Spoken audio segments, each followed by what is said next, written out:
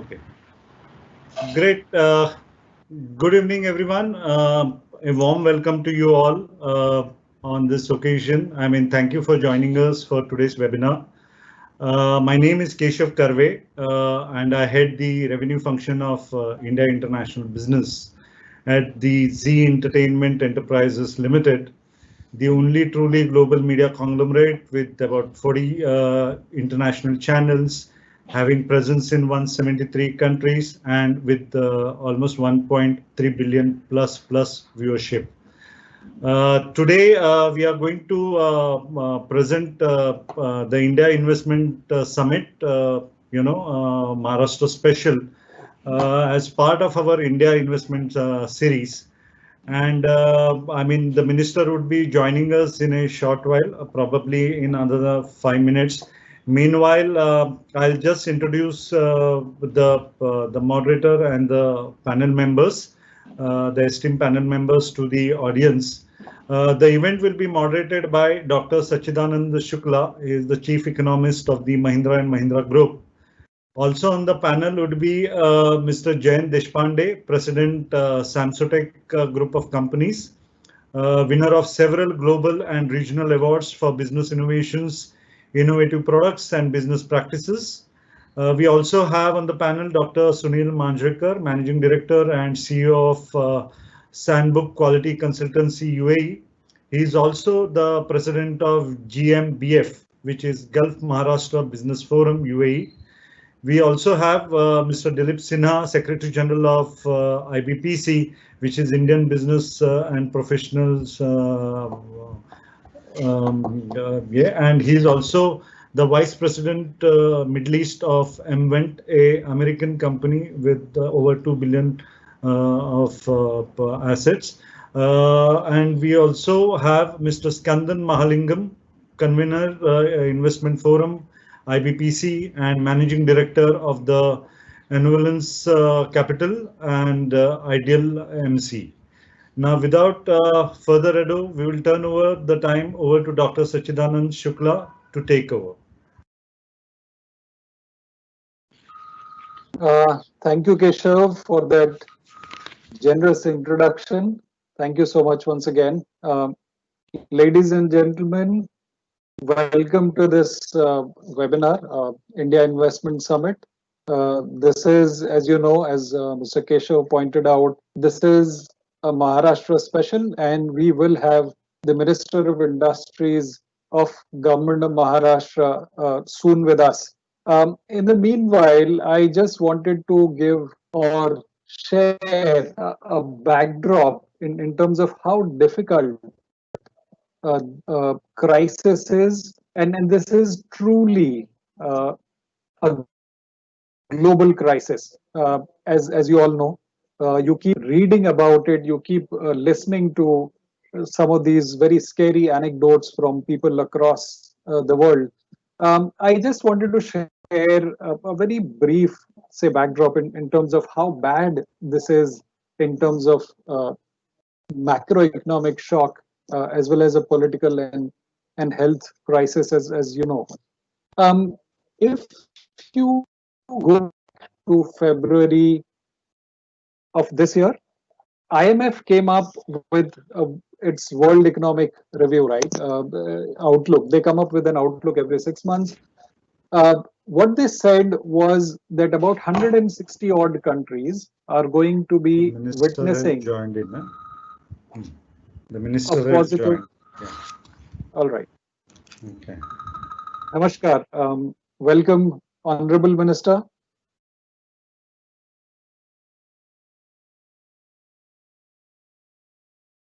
Good evening, sir. Namaskar, sir. Keshav Karve from Zee International. A warm welcome to you. Can you hear us, sir? Sir, you are on mute. Yeah. Sir, you will have to unmute yourself. Sir. Unmute. Huh. Yeah. Yeah. Okay. Namaskar, sir. Yeah. Namaskar. Sir, I'll just introduce you to the panel members Yes. so that then we can take over. We have Dr. Sachidanand Shukla, who will be moderating this webinar. He's the Yes. Chief Economist of Mahindra and Mahindra Group. Yes. Also on the panel, we have Mr. Jain Deshpande. He's the President, Samsotech Group of Companies, with presence all over the world. They are also the winners of several global and regional awards for business innovations, innovative products, and business practices. We also have Dr. Sunil Manjrekar, Managing Director and CEO of Sandbook Quality Consultancy, UAE. He is also the president of GMBF, which is Gulf Maharashtra Business Forum in Yes. UAE. Yes. Yeah. And then we have Mr. Dilip Sinha. He's the Secretary General of IBPC, which is Indian Business Professional Council, UAE. And he's also Vice President Middle East of MVent, which is an American company with over 2 billion of assets. And Mr. Skandan Mahalingam, he's the convener Investment Forum, IBPC, and the Managing Director of Evolvence Capital and Ideal MC. I'll just hand over now to Dr. Sachidanand Shukla to briefly introduce you to the audience and then take it over from there. A very warm welcome to everyone on this special edition, which is, like Mr. Keshav Karve said, this is the India Investment Summit, Maharashtra special. And you can see that on the backdrop, maximum opportunity, maximum Maharashtra. We are really privileged to have today with us the Honorable Minister of Industry for Government of Maharashtra, Mr. Subhash Desai. He actually doesn't really need any formal introduction. He's been a part of the Assembly of Maharashtra, and he represents the constituency of Goregaon. He has been donning this role for the government of Maharashtra, and he's a renowned name within the circles, not just Maharashtra, but also India as a whole when it comes to industry. Um, Honorable Minister, what I intend to do is I will begin with a few words on the economy of Maharashtra, just the backdrop, and I'll pose a few questions. And in the second half of this interaction, our panelists from this panel, which is comprised of people representing the Indian Business and Professional Council, and they will pose some questions to you. And followed by that, we will open the floor, time permitting, to some questions from the people on this call today. So just a word on the economy of Maharashtra. I think it is the most industrialized state in India, as everybody knows, and it has maintained its leading position in the industrial sector in the country for quite some time, right? And there have been competitors, and we know that India is a federal economy. There are states that compete with each other in terms of economic growth, with various policies. But I think we can say that Maharashtra has been a pioneer in small scale industries, and also it boasts of the largest number of SEZs in the country. If I look at Maharashtra's gross state domestic product, which is a proxy for GDP at the state level, it has grown at a CAGR of about 12% between 2015-16 to 2019-20 to reach about $303 billion. And according to the DPIIT, the cumulative FDI inflows in the state stood at about $138 billion between April 2000 to March 20. And I think the state is also one of the leading exporters from within India, and I think about $75 billion worth of exports in the previous financial year. So, Minister, these are not normal times, and I don't think economic policy probably such a large difference one way or the other. But I think in times of crisis like this, it makes all the difference in the world. We know that you have a very difficult task at hand. You have to change economic policy, create confidence, foster investments while being mindful of the deficit and the public debt, etc. And I think we also know that making economic policy is not a popularity contest, especially during times of such panic. And I think we are in a new world right now. We don't really need a 2020 vision to see that 2020 is annus horribilis, right? It's probably the worst year that we all have seen in our lives, and this is something that is unprecedented. I can safely say, probably na bhuto na bhavishyati. We hope we don't see a year like this again. And the entire society, the whole globe is really paying a heavy price. With that backdrop, Honorable Minister, I just wanted you to speak on what is the economic prospect of Maharashtra as you see it, and what is it that you want to convey to investors with that kind of a dire backdrop? Over to you, Mr. Minister. Thank you, Sachidanandaji. Thank you, everyone. My warm welcome to all the participants, dignitaries, Mr. Jayant Deshpande, Mr. Sunil Manjrekar, Mr. Dilip Sinha, Mr. Mahalingam, and of course, my friend Keshav Karve. With your help, I could participate in this very, very important, significant webinar. And Corona has taught us to change the ways, change the way we live our life. Now, almost every activity is coming on digital platform. And of course, we are now tuned to this new way of communication. So thank you very much for organizing this webinar, inviting our friends from Gulf countries. And I must thank Zee International for taking this initiative. As you know, the pandemic has changed the way of life.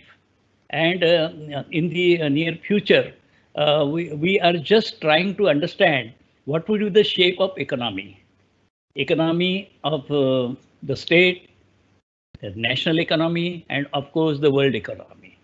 The things are changing rapidly, and one is trying to grasp these changes.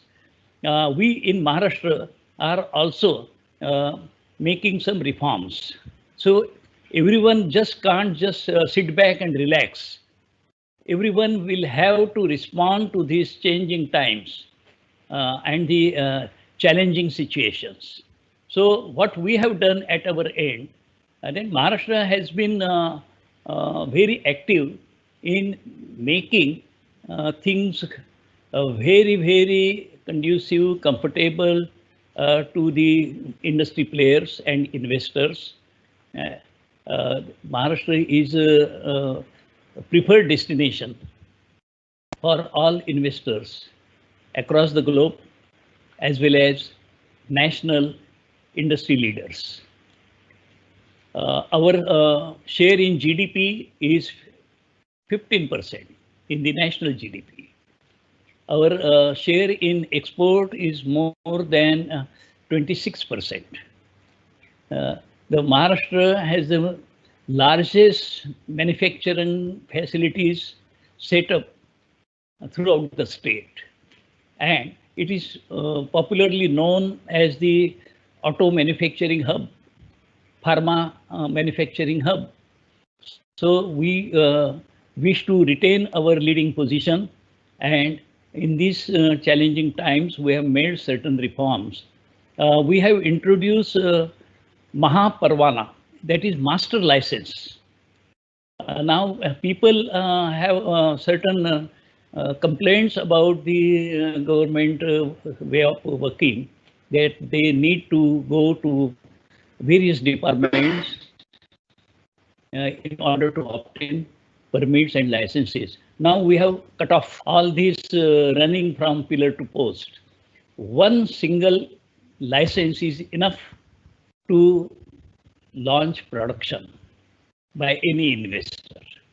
So within 48 hours of the serious agreement with the government, uh, uh, would be master license or Mahaparvana would be made available.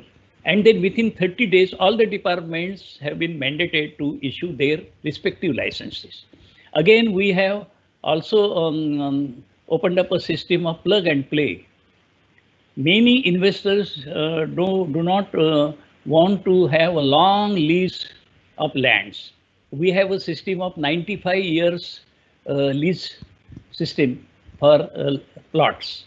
But now with the reforms, we have introduced rental way, a rental window for making available the plots. For short-term rentals, the plots are available. MIDC, my Industrial Development Corporation, would invest in the construction of industrial sheds or industrial houses, and they would be made available either on ownership or rentals. Both the options are available. Now, so this is plug and play. Immediately the investor can start their activities. Again, we have also launched a web portal by the name Mahajobs. Now, with the pandemic, many migrant laborers left the state, and there was a fear of dearth of labor force. So to bridge this gap, we have introduced Mahajobs web portal, where the job seekers would register their names and job givers would register their requirements. So both these people are now free to join each other on this common platform. So Mahajobs would make available skilled, semi-skilled workers required by the industries. Again, we have another regime which would be very, very friendly with the investors, that is relationship manager. Each investor would contact this relationship manager, who is single point contact. They don't have to depend on various departments. They don't have to contact and communicate. They will contact this one single person who is fully authorized, empowered to deal with all the issues related with their investment and their further implementation. So with these reforms, I think Maharashtra is more industry friendly, and we have as much as 40,000 hectares of land parcels available, fully developed with infrastructure, plots, power, water, and all related infrastructure. So this is the story in the new normal situation. With this situation, I hope that investors are really attracted to Maharashtra, and it is proven last month when our Honorable Chief Minister headed our team of secretaries, where MOUs were signed, and companies from countries, they signed MOUs with government of Maharashtra. ExxonMobil from United States, that is oil and gas company. Then Estec is South Korean company. They are ESDM major.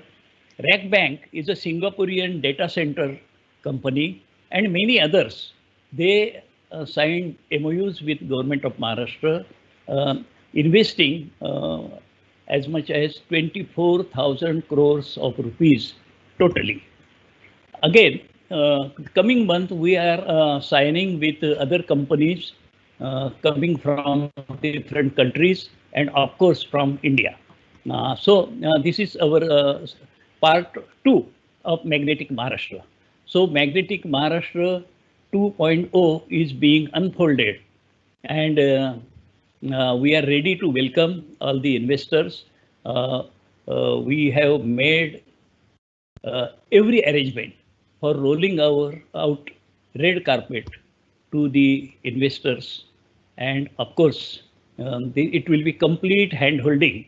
And I assure you that myself and my entire team is available to assist and guide the newcomers.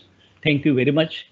I think this would certainly ensure the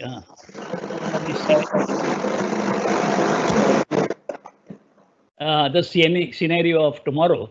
And again, I am available now for any further questions, Mr. Shukla. Thank you very much.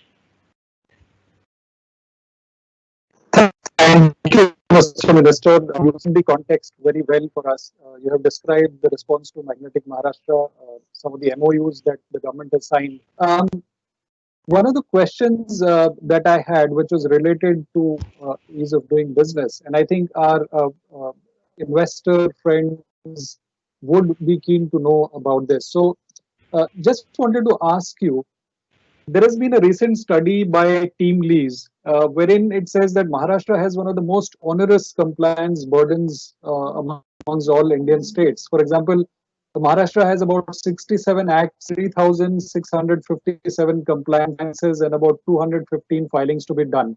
How do you, Mr. Minister, propose to lower this compliance burden for businesses? And what actions will you from the government take to actually improve this ease of doing business in Maharashtra? Yes, very relevant question. Maharashtra is known for its progressive policies. It is very pragmatic. And in social reform, there is a great tradition for Maharashtra to follow. Given this, many acts have been passed or enacted, giving formal shape to various thoughts and themes. But they should not come as a hurdle in the industrial progress or economic progress.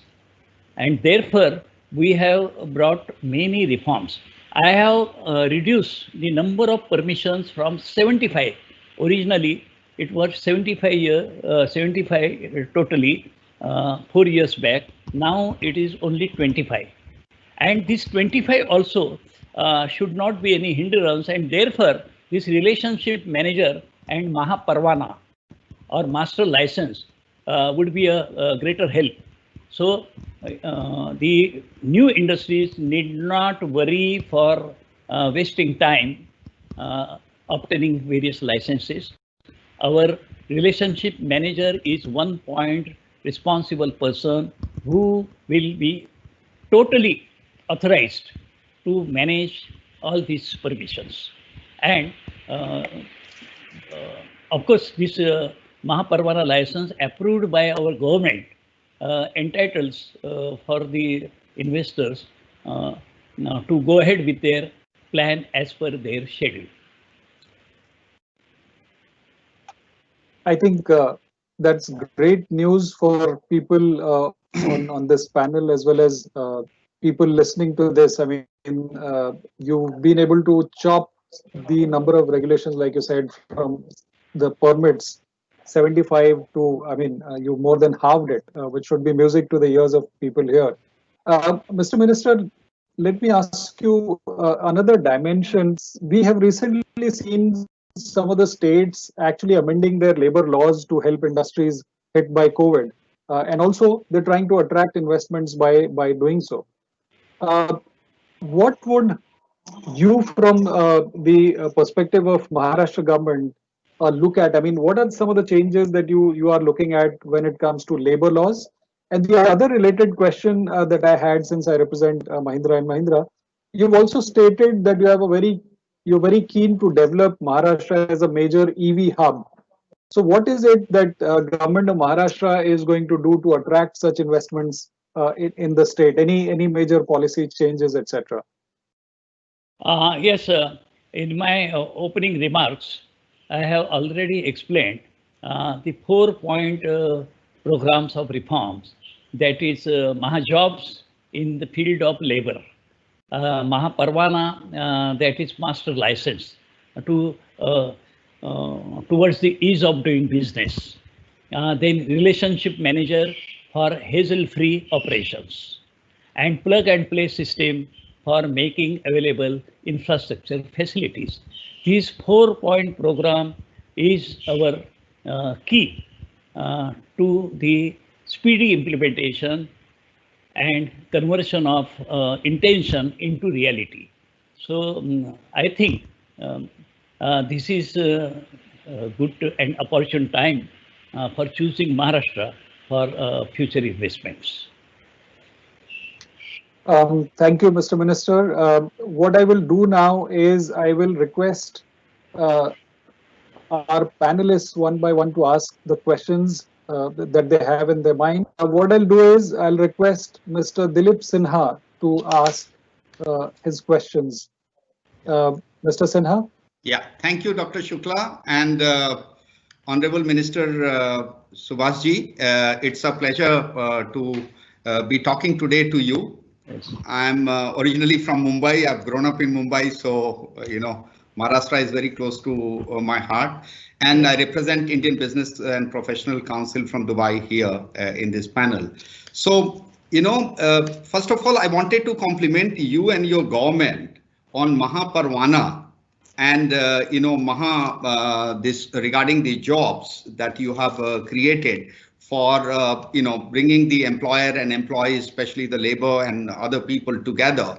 I think that's a very good move, and that actually does away with my first question, which was on asking you what are you doing about single window, and you have answered that by talking about Mahaparvana. And I think that's a great initiative, because most of the people from outside who come in, who are not aware of all the laws, minimum compliances, as Dr. Shukla mentioned, minimum places they have to go and to set up their industry or invest, easier it makes it for them, and more attractive it makes it. So my compliments to you. I just heard about it just now. It will be really good for us to know, other than Mahaparvana, regarding the relationship manager, regarding the industrial plots, which sites to go. So that could be communicated to us, and it could be circulated later. So compliments to you. My second question actually first has already been answered by you earlier. Second, in food processing, given these COVID times and all, food became a very big issue for most of the places. And I see globally and even in our region here, a lot of interest in organic farming, in food processing plants, which are near the rural areas and all, which go a long way to create rural employment and also create the industry and well-being of the rural areas. And in order to do that, my personal experience or understanding is most of the people, or if not all, they like to own their land to grow, besides procuring some of the stuff for their own organic, for their food processing plants. And for organic farming, again, that's a very innovative thing. Worldwide, there is a big increase in demand for organic farms. They would like to own the lands. I know that in Maharashtra, there is a law that only farmers can own lands. Now, if people want to invest in that sector to bring it up in organic farming, food processing and other areas, are there anything that your government is doing, whether it is your department or the agriculture department, sir? So this would be my second question. Very good question. Thank you. And I would like to clarify. Yeah. I don't know how far I will be able to satisfy you, but I will just try. We have a 2-point program on this front. Food processing industries. We have a specific plan to develop a food park near Aurangabad. Now, Aurangabad is an industrially known city, as well as on the tourism map, international tourism map. Aurangabad is having a prominent place. So, with the connectivity, air connectivity, rail, highways, etc., Aurangabad is treated as preferred destination. There, in DMIC node, that is Delhi Mumbai Industrial Corridor, part of that, we are developing industrial area dedicated for food and fruit processing hub and infrastructure with specific amenities are being developed there. And I recollect 2 years before, in the regime of previous government, there was interaction between the UAE government and government of Maharashtra, setting up of the food security program with some corporations, multinational corporations, ready to invest in district Nashik of Maharashtra and district Aurangabad for processing meat, vegetable, fruits, and food grains. Right. So complete infrastructure is being developed there. Again, we have a very, very ambitious program for connecting with the farming community. Recently, Government of India has made certain reforms in the earlier policies, and now contract farming is easier. There could be arrangement of contract farming between the industrial investors and the farming community. Right. And it will be a win-win situation for both the sides. And this new arrangement would be very, very helpful in developing food and, of course, the value addition for the farming community. Right. Excellent, sir. Thank you for that. I think that will be a great progress, and thank you for the answer. My final question to you, very short one. There is a huge interest in investing community, especially in the Middle East. One is in hospitality, and second is the education sector. When they go to that, is it a different ministry that they have to contact, or the Mahaparwana that you have brought in that would address those sectors as well? Of course, we have different ministries as well as for education, but still, my ministry is a nodal agency for making arrangements for dialogue between different industries on single platform. So I will be responsible for negotiating between these departments as well as with the prospective investors. So if any such opportunity, kindly let me know. Okay, sir. I think that's very good. You have answered it. Thank you very much, sir. And it's pleasure speaking to you. Yes, sir.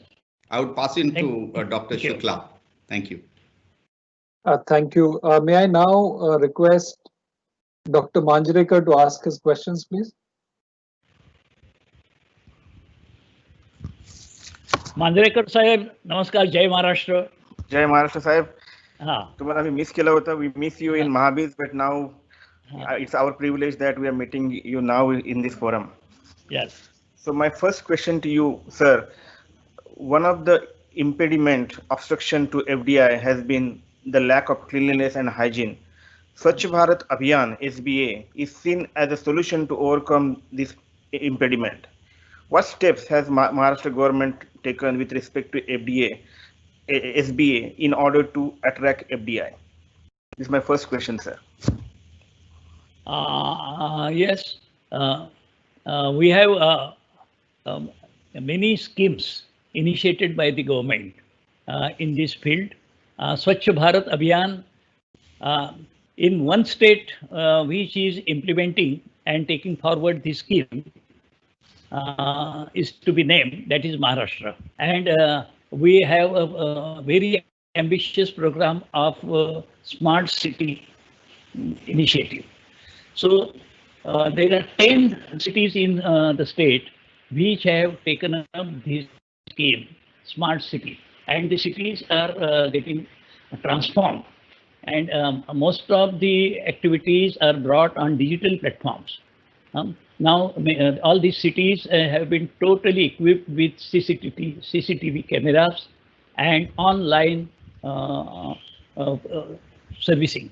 So we have already adopted these schemes, and I don't know when you visited last Mumbai and other cities of Maharashtra. I welcome you. You please visit and see the change for yourself, and I'm sure you would appreciate our efforts, and we're taking this cause forward on a fast track. Thank you, sir. My second question is regarding the Chinese FDI. What is the stand of government of Maharashtra? Will it follow the central government requirements? Of course. Is such stand also impacted by the current pandemic? So what is the stand of Maharashtra in Chinese FDI now? See, we have a federal system of governance. So Government of India's policies are implemented by every state, and Maharashtra is no different. So the policies regarding the Chinese investments and business expansions are certainly followed by Government of Maharashtra, and we don't have any different policy on the international relations. So Government of India's policies are being implemented. That is one thing. But there are many other countries which are now attracted to India, looking for new lands for their expansions and for their investments. And I think Maharashtra is the chosen location for the future investments. So Maharashtra, therefore, is called magnetic Maharashtra. Why we are magnetic? It is a powerful magnet that attracts. More than 33% of the total FDI that comes into India flows into Maharashtra alone, more than 33%. So I think that is the enough testimonial for Maharashtra's strength. Thank you very much, sir. My last question to you is for foreign direct investment. Does the Maharashtra government offer the investor protection, assurance, guarantee against political risk, non-commercial risk, environmental risk, similar to those which is covered under MIGA, Multilateral Investment Guarantee Agency?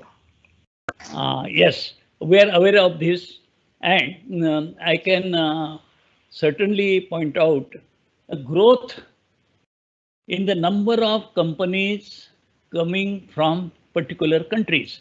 Now, German companies coming from Germany, if you see the number year on year, it is growing.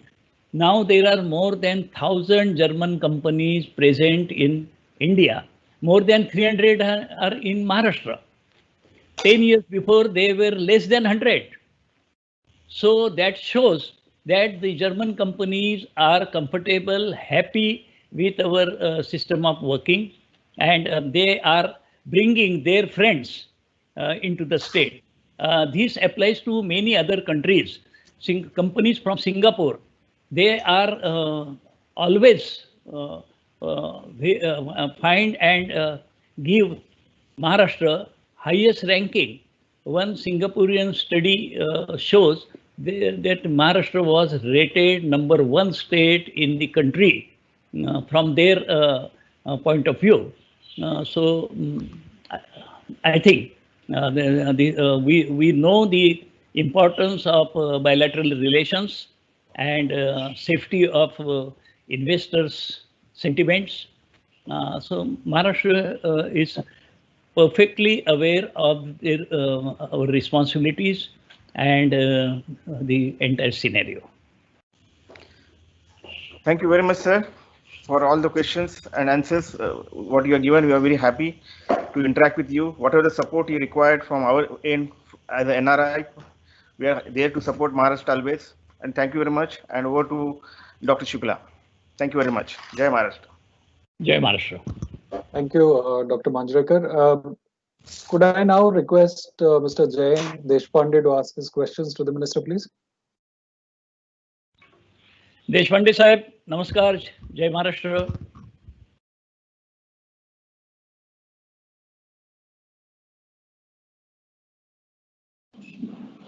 Mr. Jayant, you'll have to unmute yourself, please. Namaskar, sir. Namaskar. Namaskar. Jai Maharashtra. Jai Maharashtra. I have two questions, sir. One is that there are a lot of NRIs who want to who want to support social enterprise, which will help. Basically, it's like a one-time investment in a business where creates jobs, and then the business run off its own. We don't want to make any profits. We want to take anything back, but it should be sustainable and create a jobs for long term. That is one. How can government help us to find out these social enterprises, basically to do a social service where we can create jobs and run off its own. No need to, we are not looking for any long-term money or anything like that. That is one.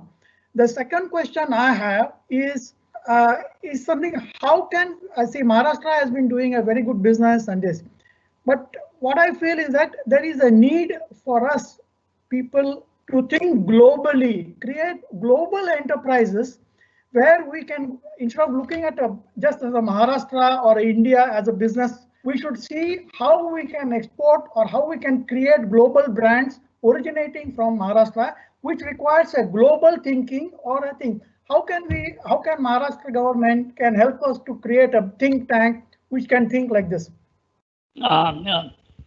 Very good question. I thank you for that, and Mr. Deshpande. We have a complete economic ecosystem developed over a period of time. Here, I can cite examples of our Maharashtra or Indian MNCs like Tata's, Mahindra Group, and so on. They have presence in countries and their industrial setups in outside India. So this is two-way activity. Maharashtra believes, and of course, my country, India, believes in total democratic freedom. So it is not one way, it is two-way. People can invest, their investment is safe here. So this is a story of good long 70 years that people are coming to India, they are investing, and at a point of their decision, they can also withdraw and take back their investments. So at no point of time, this was agreed by any investors. So it is a complete democratic setup and total freedom to everyone. When we roll out red carpet for the investors, it is also ensured that it is a complete seamless system of working. So no need to worry for the investors coming in this country or coming to state of Maharashtra. So I think this is perfect bilateral partnership, and we believe in this strong partnership and look forward to growing relationships. Okay, sir. Thank you very much. Thank you. Over to you, Dr. Shukla. Thank you. We can have a question now from Mr. Skandan Mahalingam. Mr. Mahalingam, please.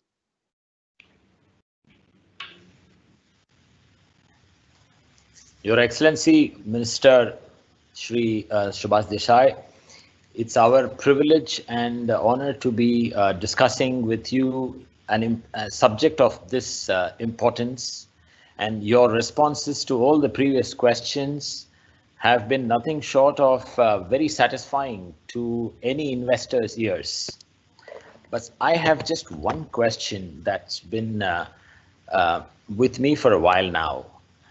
Infrastructure investments by overseas investors in any given country tend to be very long-term in nature, say 30 years or upwards even. But during these 30 years or so, if there are any changes in the government or deep political changes, policy could get changed too in the process. And the investor who invested at the current time based on a given set of policies may find these policies changed midway. How would you protect investors from such mid-course change in policies that may be detrimental to their interests? Okay, I would try to respond. A very pertinent question. And here in Maharashtra, I can cite examples of our ongoing infrastructure projects. Our Trans Harbour Link project is supported by JICA, that is Japanese Investment Organization, and it is going ahead smoothly. It was envisaged long back. The previous government launched it, and the present government is trying to implement it as fast as possible. So change in government does not impact the prospects of any infrastructure projects. That is the responsibility, because government is an ongoing process. It is a continuous process. Ministers come, ministers go. Chief minister can change, but the policies are unchanged. Again, our metro network, these projects have been supported by companies from countries like Singapore, Korea, European countries. The various metro rail projects, we find partners from different countries. So these projects do not get completed in a year or two. They last longer. And even after the change in the government, there is no hindrance, no problem, or no holds up. So I can assure in our coastal road project, there are many partners.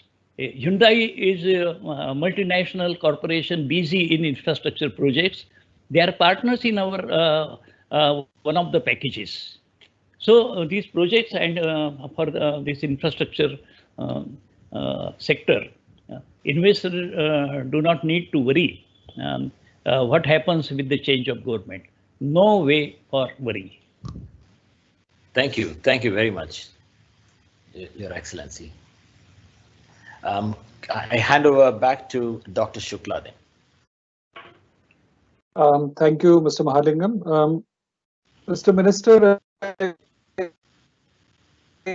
I from one of the people attending this call, essentially asking us if there are any benefits that are on offer from the government for people who are investing in the state of Maharashtra, which is very different from some of these other states in terms of taxation. Would you like to answer that question, please? Please elaborate. What he wants to know is there any sort of benefit that the government of Maharashtra offers to people who are making investments, I mean, direct foreign investments into the state of Maharashtra in terms of taxation or any other benefits, any additional benefits over and above what some of the other states offer? We have a whole package of incentives, and all the investments in terms of land cost, investment in the infrastructure, that is construction, or investment in fixed capital goods like machinery and equipment. Every rupee is refunded through the tax subvention. So GST, whatever GST is paid to the government, it is refunded 100% to the tune of 100% investment. So investors are attracted to Maharashtra with this scheme of incentives, and it also varies from case to case. We have a special cabinet subcommittee which handles these cases on merits. So any special feature can be treated and can be addressed by the cabinet subcommittee individually. There is a scope for bilateral negotiations for individual cases. Thank you, Mr. Minister. There is one more question that I see essentially asking you that a lot of businesses have shifted over time from Maharashtra to Gujarat due to whatever incentives or infrastructure or labor. What is government of Maharashtra doing about this? I think you have answered it in so far, but is there anything that you would want to add over here to this specific question? I don't understand what to do with this perception. Because I don't see any industry bidding goodbye to Maharashtra and telling us that, okay, we are now shifting to the no. New investments or expansions have been made in neighboring states. But this is a federal economy. And this competition, this healthy competition is always welcome. We don't deny their scope and chances to develop their states. So there is no conflict. In fact, there are certain advantages, geological advantage, geographical advantages available with the different states. So people are free to choose the land of opportunity. So that is one thing. The preference is given for expansion. Now, Maruti Udyog Limited or Suzuki, originally they have been there in Haryana for last 30 years. But their new investment went to Gujarat. Okay, so the companies are expanding and they should expand always. But there are many groups which have come to Maharashtra. So they have not shut down their original land. For their expansion, they have chosen the state. So I don't say it is migration. It is only expansion and extension of their business activities. So Maharashtra is growing year on year. I can cite figures of our industrial growth and investment growth. Our growth in the revenue itself shows when GST increased from 70,000 crores last year to 90,000 crores this year, it itself shows the businesses are growing in the state. So, sir, I would definitely try to understand the perception and try to clarify more. Thank you so much for that clarification, Minister. Just one more question before we end this. We are really conscious of your time. Since this is more of a healthcare crisis, health crisis, how does the government of Maharashtra plan to improve the healthcare infrastructure in Maharashtra, especially in smaller towns and rural areas, to deal with COVID or something like that in future? Yes, COVID pandemic has taught us many lessons, and the government is very busy now developing the infrastructure facilities in the healthcare. We have now responded to the demand of COVID cases, growing COVID cases, and jumbo facilities have been created across the cities. In Mumbai city, you would find NESCO Exhibition Center, the largest exhibition center in the state, is converted into jumbo facility as a COVID care center. MMRDA, that is Bandra Kurla Complex, that complex is now having a COVID care center for more than 2,000 beds. So government is responding to the need of the hour. But at the same time, we are also developing permanent facilities in healthcare. Earlier, we had only 4 testing laboratories, virology testing laboratories, testing viruses. But now we have as many as 135 test laboratories. So you can see the way government is responding to this challenging situation and developing our healthcare facilities. We are ever conscious on this call. That is very heartening, Mr. Minister. I think we come to the end of this session. I think it was a wonderful snapshot, Mr. Minister, that you gave for the state of Maharashtra. We tried our bouncers and Yorkers, but you are able to not only defend but also attack when needed. Thank you for that perspective. We tried everything. As you have been farming, Mr. Shukla, education, FDI. Yes, sir. Shukla, I'm original Shiva Sainik.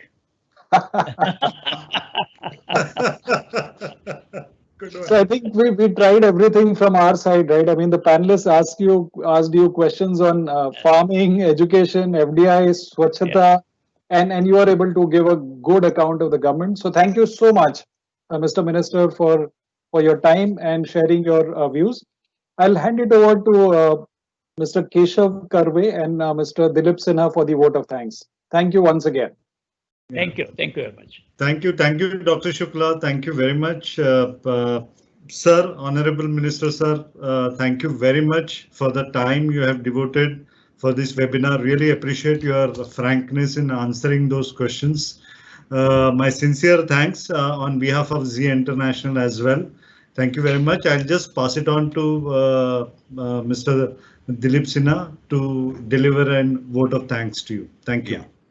On behalf of Indian Business and Professional Council, I would like to express our sincere thanks and appreciation, Honorable Minister Subhashji, for giving us an opportunity to ask you all the questions and getting very candid and forthright answers, which is really which should be really appreciated. And I'm sure a lot of business people must already on the call must have started thinking about investing in Maharashtra.